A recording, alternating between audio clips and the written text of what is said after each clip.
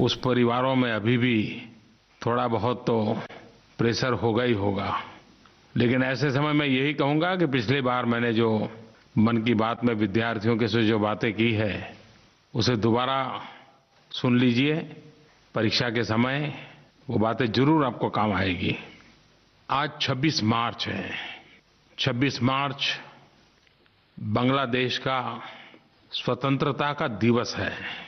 अन्याय के खिलाफ एक ऐतिहासिक लड़ाई बंगबंधु के नेतृत्व में बांग्लादेश की जनता का अभूतपूर्व विजय।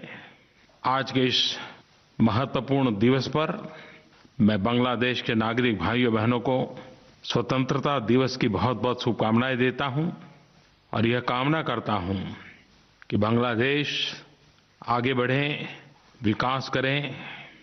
और बांग्लादेश वासियों से भी मैं विश्वास दिलाता हूं कि भारत बांग्लादेश का एक मजबूत साथी है, एक अच्छा मित्र है और हम कंधे से कंधा मिला करके इस पूरे क्षेत्र के अंदर शांति, सुरक्षा और विकास में अपना योगदान देते रहेंगे। हम सबको इस बात का गर्व है कि रवींद्रनाथ टैगोर, उनकी यादें हमारी एक साझी विरासत है। बांग्लादेश का राष्ट्रगान भी गुरुदेव रवींद्रनाथ टैगोर की रचना है। गुरुदेव टैगोर के बारे में एक बहुत इंटरेस्टिंग बात यह है कि 1913 में वे न केवल नोबेल पुरस्कार प्राप्त करने वाले पहले एशियाई व्यक्ति थे, बल्कि उन्हें अंग्रेजों ने नाइटहुड की भी उपाधि दी थी। और जब 1919 में जलियांवाला बाग पर अंग्रेजों ने कत्लेआम किया तो रवींद्रनाथ टैगोर उन महापुरुषों में थे जिन्होंने अपनी आवाज को बुलंद की थी।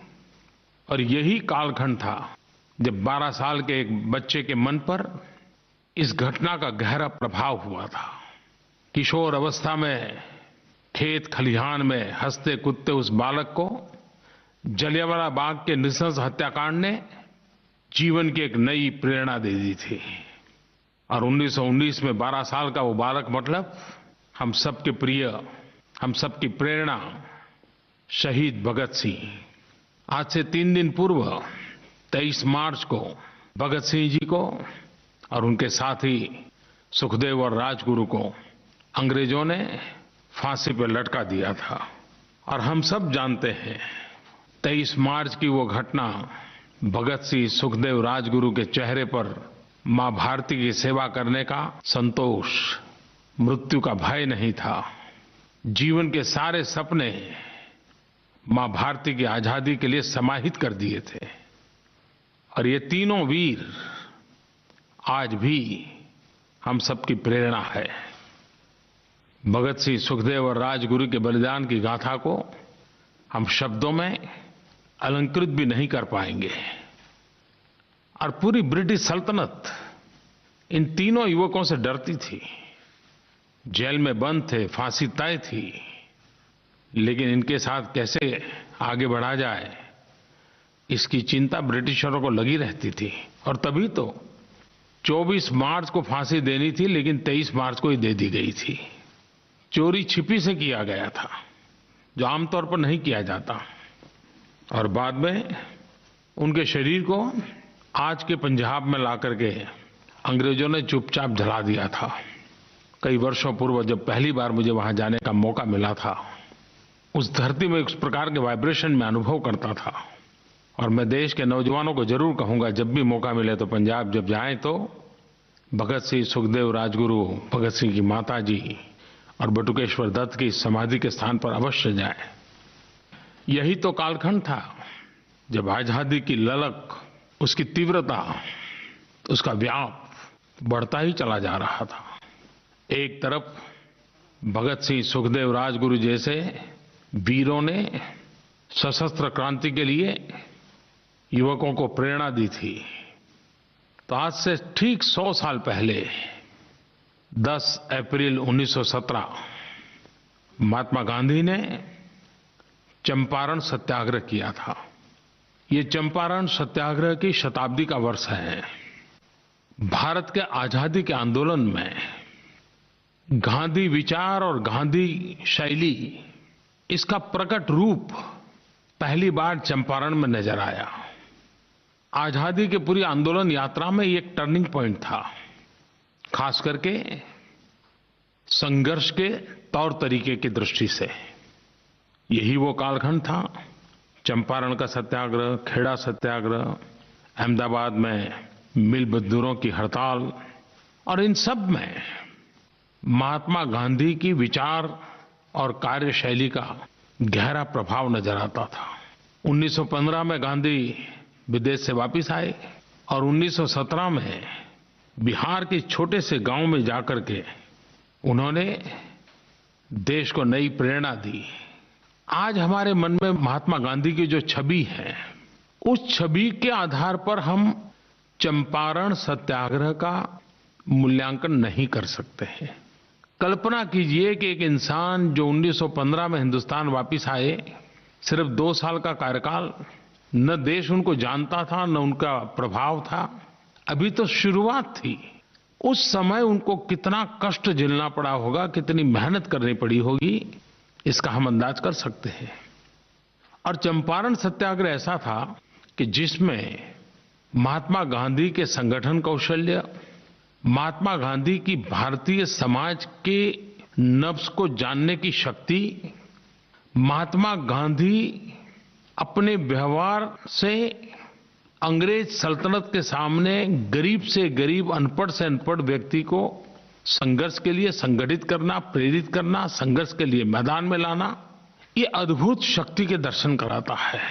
और इसलिए जिस रूप में हम महात्मा गांधी के विराट का को अनुभव करते हैं, लेकिन अगर 100 साल पहले के गांधी को सोचें, उस चंपारण सत्याग्रह वाले गांधी को, तो सार्वजनिक जीवन की शुरुआत करने वाले किसी भी व्यक्ति के लिए चंपारण सत्याग्रह एक बहुत ही अध्ययन का विषय है।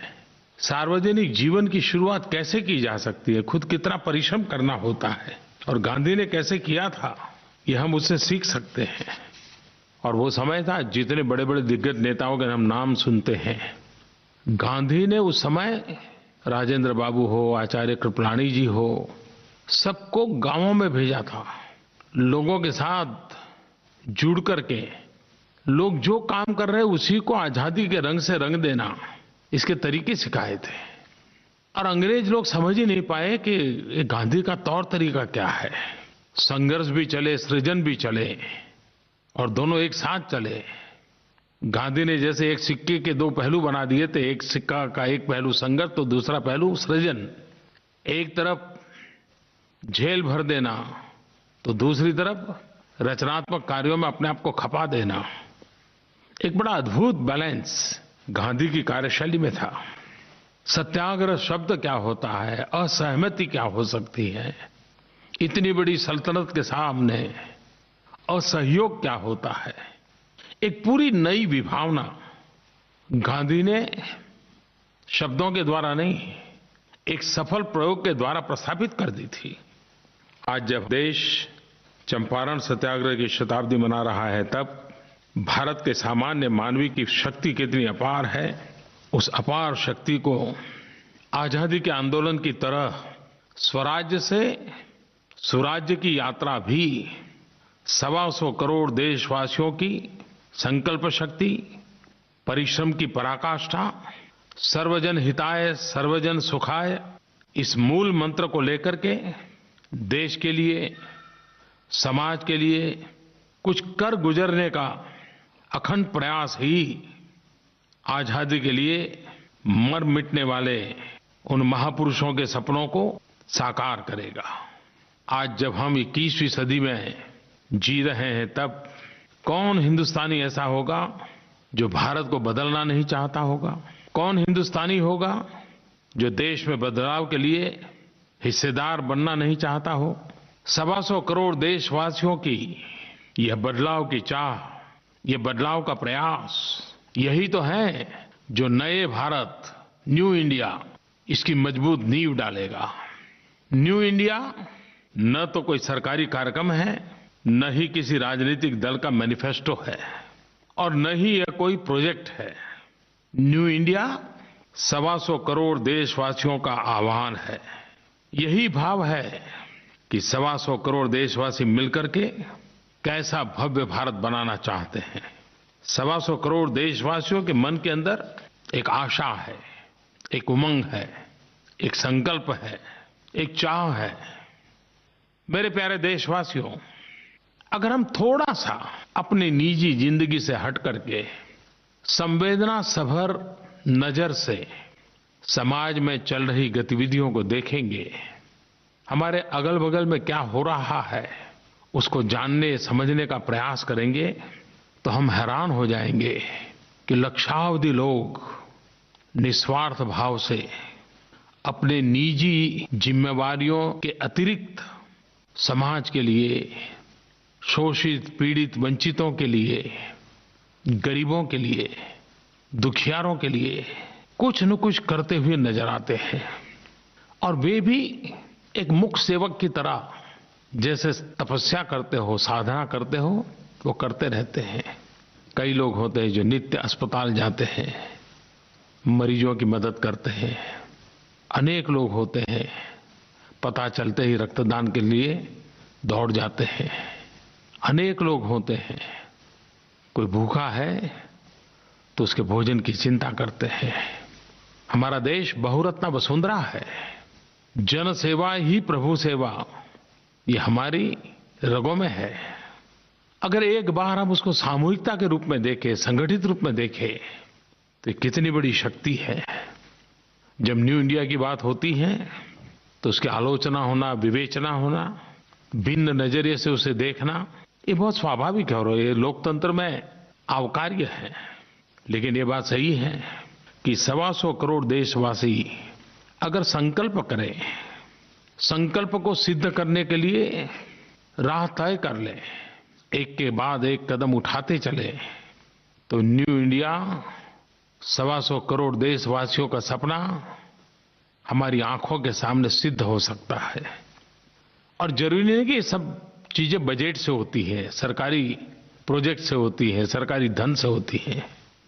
अगर हर नागरिक संकल्प करे कि मैं ट्रैफिक के नियमों का पालन करूं, अगर हर नागरिक संकल्प करे कि मैं मेरी जिम्मेवारियों को पूरी ईमानदारी के साथ निभाऊंगा, अगर हर नागरिक संकल्प करे कि सप्ताह में एक दिन मैं पेट्रोल डीजल का उपयोग नहीं करूंगा अपने जीवन में। चीजें छोटी छोटी होती हैं।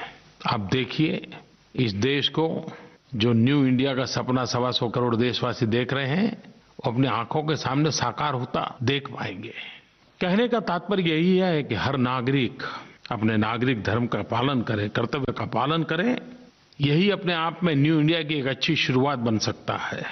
आइए 2022 भारत की आजादी के 75 साल होने जा रहे हैं।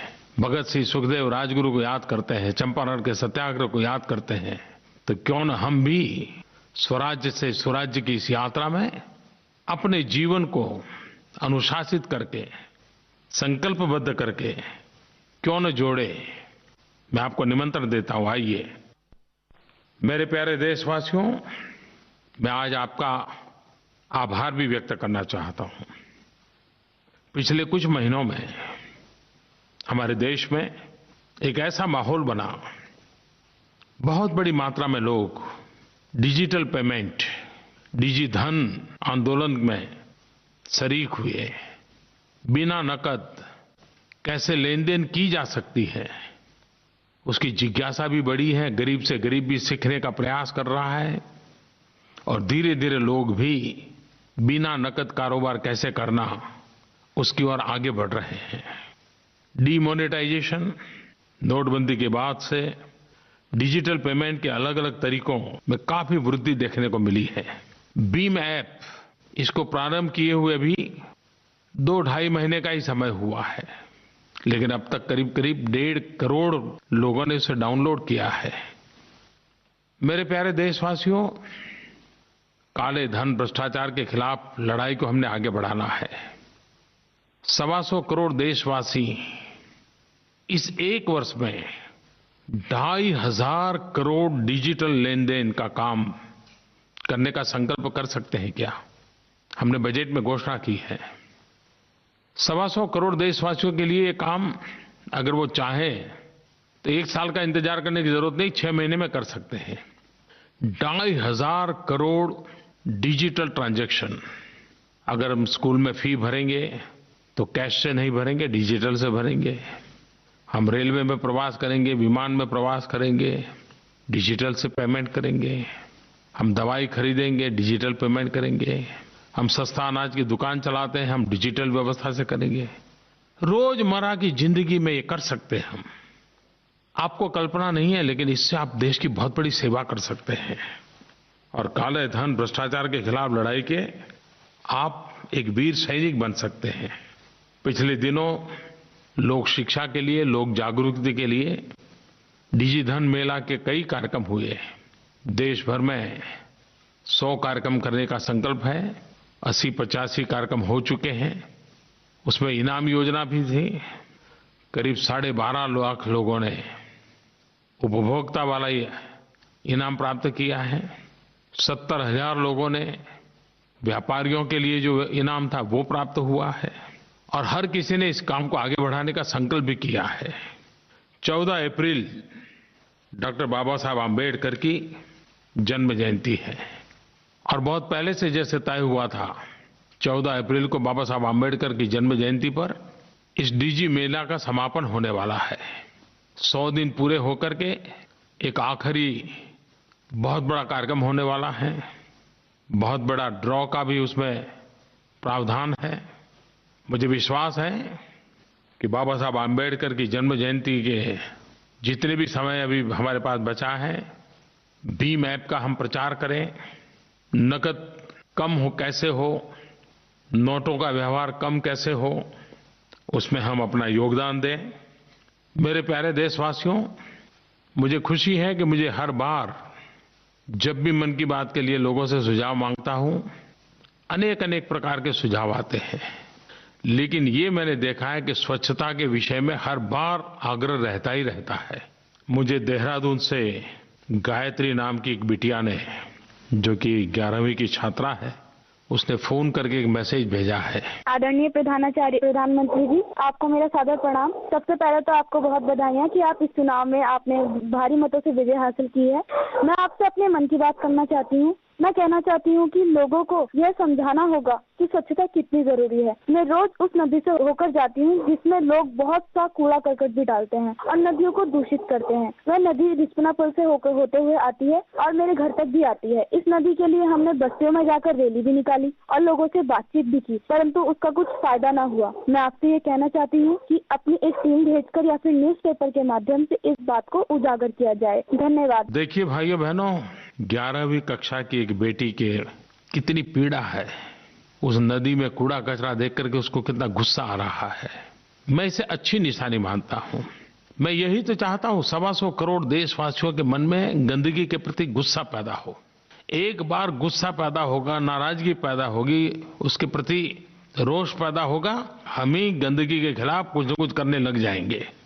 और अच्छी बात है कि गायत्री स्वयं अपना गुस्सा भी प्रकट कर रही है, मुझे सुझाव भी दे रही है, लेकिन साथ साथ खुद ये भी कह रही है कि उसने काफी प्रयास किए लेकिन विफलता मिली। जब से स्वच्छता का आंदोलन की शुरुआत हुई है, जागरूकता आई है। हर कोई उसमें सकारात्मक रूप से जुड़ता चला गया है। उसने एक आंदोलन का रूप भी लिया है। गंदगी के प्रति नफरत भी बढ़ती चली जा रही है। जागरूकता हो, सक्रिय भागीदारी हो, आंदोलन हो, इसका अपना महत्व है ही है। लेकिन स्वच्छता आंदोलन से ज्यादा आदत से जुड़ी हुई होती है।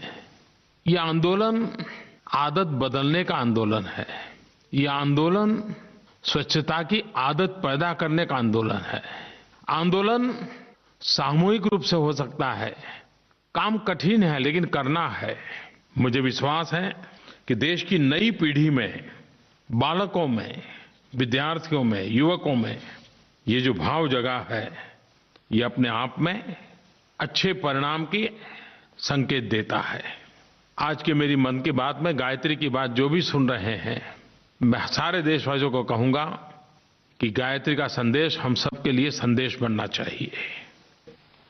मेरे प्यारे देशवासियों, जब से मैं मन की बात कार्यक्रम को कर रहा हूं, प्रारंभ से ही एक बात पर कई सुझाव मुझे मिलते रहे हैं और वो ज्यादातर लोगों ने चिंता जताई है फूड वेस्टेज के संबंध में। हम जानते हैं कि हम परिवार में भी और सामूहिक भोजन समारंभ में भी जरूरत से ज्यादा प्लेट में ले लेते हैं। जितनी चीजें दिखाई दे सब सारी की सारी प्लेट में भर देते हैं और फिर खा नहीं पाते हैं। जितना प्लेट में भरते हैं उससे आधा भी पेट में नहीं भरते हैं और फिर वहीं छोड़ के निकल जाते हैं। आपने कभी सोचा है कि हम जो ये जूठन छोड़ देते हैं उससे हम कितनी बर्बादी करते हैं? क्या कभी सोचा है कि अगर जूठन न छोड़े तो ये कितने गरीबों का पेट भर सकता है? ये विषय ऐसा नहीं है कि जो समझाना पड़े। वैसे हमारे परिवार में छोटे बालकों को जब मां परोसती है तो कहती है कि बेटा जितना खा सकते हो उतना ही लो। कुछ न कुछ तो प्रयास होता रहता है, लेकिन फिर भी इस विषय पर उदासीनता एक समाज द्रोह है, गरीबों के साथ अन्याय है। दूसरा, अगर बचत होगी तो परिवार का भी तो आर्थिक लाभ है। समाज के लिए सोचे अच्छी बात है, लेकिन ये विषय ऐसा है कि परिवार का भी लाभ है। मैं इस विषय पर ज्यादा आग्रह नहीं कर रहा हूं, लेकिन मैं चाहूंगा कि ये जागरूकता बढ़नी चाहिए। मैं कुछ युवकों को तो जानता हूं कि जो इस प्रकार के आंदोलन चलाते हैं, उन्होंने मोबाइल ऐप बनाए हैं और कहीं पर भी इस प्रकार की जूठन पड़ी है तो लोग बुलाते हैं, बोलते सब इकट्ठा करते हैं और उसका सदुपयोग करते हैं, मेहनत करते हैं और हमारे देश के नौजवान करते हैं। हिंदुस्तान के हर राज्य में कहीं न कहीं आपको ऐसे लोग मिलेंगे। उनका जीवन भी हम लोगों को प्रेरणा दे सकते हैं कि हम जूठन न करें, हम उतना ही लें जितना खाना है। देखिए, बदलाव के लिए यही तो रास्ते होते हैं।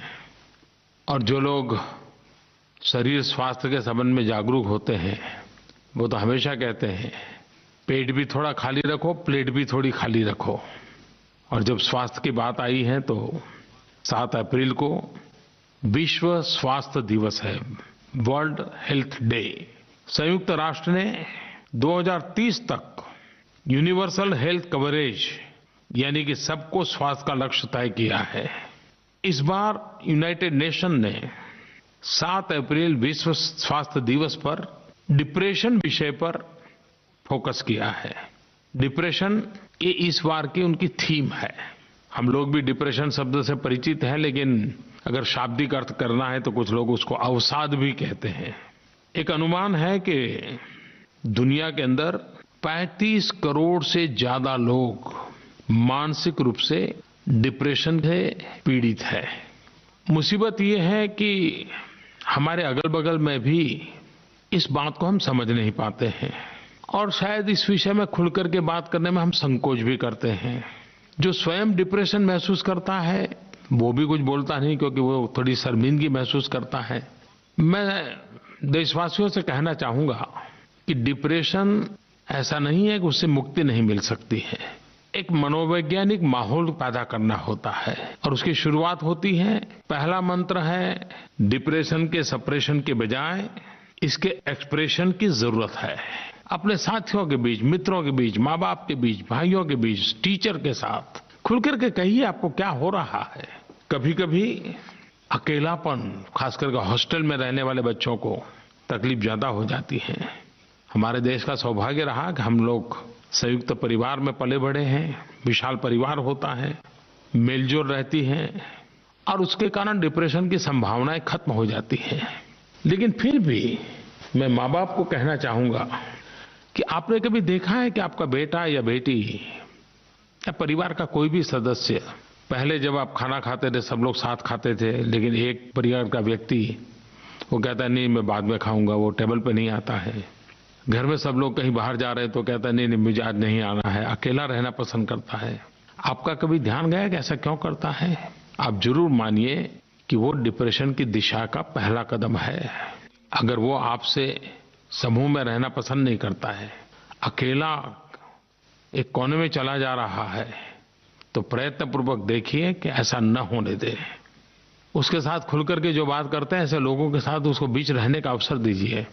हंसी खुशी की खुल करके बातें करते करते करते उसको एक्सप्रेशन के लिए प्रेरित करें। उसके अंदर कौन सी कुंठा कहाँ पड़ी है उसको बाहर निकालिए। ये उत्तम उपाय है। और डिप्रेशन मानसिक और शारीरिक बीमारियों का कारण बन जाता है। जैसे डायबिटीज हर प्रकार की बीमारियों का यजमान बन जाता है, वैसे डिप्रेशन भी टिकने की, लड़ने की, साहस करने की, निर्णय करने की हमारी सारी क्षमताओं को ध्वस्त कर देता है। आपके मित्र, आपका परिवार, आपका परिसर, आपका माहौल, ये मिलकर के ही आपको डिप्रेशन को जाने से रोक भी सकते हैं और गए हैं तो बाहर ला सकते हैं। एक और भी तरीका है, अगर अपनों के बीच में आप खुल करके अपने एक्सप्रेशन नहीं कर पाते हो तो एक काम कीजिए, अगल बगल में कहीं सेवा भाव से लोगों की मदद करने चले जाइए। मन लगा के मदद कीजिए, उनके सुख दुख को बांटिए। आप देखना आपके भीतर का दर्द यूं ही मिटता चला जाएगा। उनके दुखों को अगर आप समझने की कोशिश करोगे, सेवा भाव से करोगे, आपके अंदर एक नया आत्मविश्वास पैदा होगा। औरों से जुड़ने से, किसी की सेवा करने से और निस्वार्थ भाव से अगर सेवा करते हैं तो आप अपने मन के बोझ को बहुत आसानी से हल्का कर सकते हैं। वैसे योग भी अपने मन को स्वस्थ रखने के लिए एक अच्छा मार्ग है। तनाव से मुक्ति, दबाव से मुक्ति, प्रसन्न चित्त की ओर प्रयाण, योग बहुत मदद करता है। 21 जून अंतर्राष्ट्रीय योगा दिवस है। ये 3रा वर्ष होगा। आप भी अभी से तैयारी कीजिए और लाखों की तादाद में सामूहिक योग उत्सव मनाना चाहिए। आपके मन में 3रे अंतर्राष्ट्रीय योग दिवस के संबंध में अगर कोई सुझाव है तो आप मेरे मोबाइल एप्लीकेशन के माध्यम से अपने सुझाव मुझे जरूर भेजें, मार्गदर्शन करें। योगा के संबंध में जितने गीत, काव्यमय रचनाएं आप तैयार कर सकते हो करनी चाहिए, ताकि वो सहज रूप से लोगों को समझ आ जाता है। माताओं बहनों से भी मैं जरूर आज एक बात करना चाहूँगा, क्योंकि आज हेल्थ की ही चर्चा काफ़ी निकली है, स्वास्थ्य की बातें काफ़ी हुई हैं। तो पिछले दिनों भारत सरकार ने एक बड़ा महत्वपूर्ण निर्णय किया है। हमारे देश में जो वर्किंग क्लास विमेन है, कामकाजी वर्ग में जो हमारी महिलाएं हैं, और दिनों दिन उनकी संख्या भी बढ़ रही है, उनकी भागीदारी बढ़ रही है और ये स्वागत योग्य है। लेकिन साथ साथ महिलाओं के पास विशेष जिम्मेवारियां भी है। परिवार की जिम्मेवारियां वो संभालती हैं, घर की आर्थिक जिम्मेवारियां भी, उसकी भागीदारी भी उसको करनी पड़ती है। और उसके कारण कभी कभी नवजात शिशु के साथ अन्याय हो जाता है। भारत सरकार ने एक बहुत बड़ा फैसला किया है कि ये जो कामकाजी वर्ग की महिलाएं हैं, उनको प्रसूता के समय, प्रेगनेंसी के समय, डिलीवरी के समय मैटरनिटी लीव जो पहले 12 सप्ताह मिलती थी, अब 26 सप्ताह दी जाएगी। दुनिया में शायद 2 या 3 ही देश हैं जो हमसे आगे हैं। भारत ने एक बहुत बड़ा महत्वपूर्ण फैसला हमारी इन बहनों के लिए किया है और इसका मूल उद्देश्य उस नवजात शिशु की देखभाल, भारत का भावी नागरिक, जन्म के प्रारंभिक काल में उसकी सही देखभाल हो, माँ का उसको भरपूर प्यार मिले, तो हमारे ये बालक बड़े होकर के देश की अमानत बनेंगे। माताओं का स्वास्थ्य भी अच्छा रहेगा और इसलिए ये बहुत बड़ा महत्वपूर्ण निर्णय है। और इसके कारण फॉर्मल सेक्टर में काम करने वाली करीब 18 लाख महिलाओं को इसका फायदा मिलेगा। मेरे प्यारे देशवासियों, 5 अप्रैल को रामनवमी का पावन पर्व है, 9 अप्रैल को महावीर जयंती है, 14 अप्रैल को बाबा साहब आम्बेडकर की जन्म जयंती है। ये सभी महापुरुषों का जीवन हमें प्रेरणा देता रहे, न्यू इंडिया के लिए संकल्प करने की ताकत दे। 2 दिन के बाद चैत्र शुक्ल प्रतिपदा, वर्ष प्रतिपदा, नव संवत्सर, इस नव वर्ष के लिए आपको बहुत बहुत शुभकामनाएं। वसंत ऋतु के बाद फसल पकने का प्रारंभ और किसानों को उनकी मेहनत का फल मिलने का यही समय है। हमारे देश के अलग अलग कोने में इस नव वर्ष को अलग अलग रूप में मनाया जाता है। महाराष्ट्र में गुड़ी पड़वा, आंध्र कर्नाटक में नव वर्ष के तौर पर उगादी, सिंधी चेटीचांद, कश्मीरी नवरेह, अवध के क्षेत्र में संवत्सर पूजा, बिहार के मिथिला में जुड़ शीतल और मगध में सतुवानी का त्योहार नव वर्ष पर होता है। अनगिनत भारत इतनी विविधताओं से भरा हुआ देश है। आपको भी इस नव वर्ष की मेरी तरफ से बहुत बहुत शुभकामनाएं। बहुत बहुत धन्यवाद।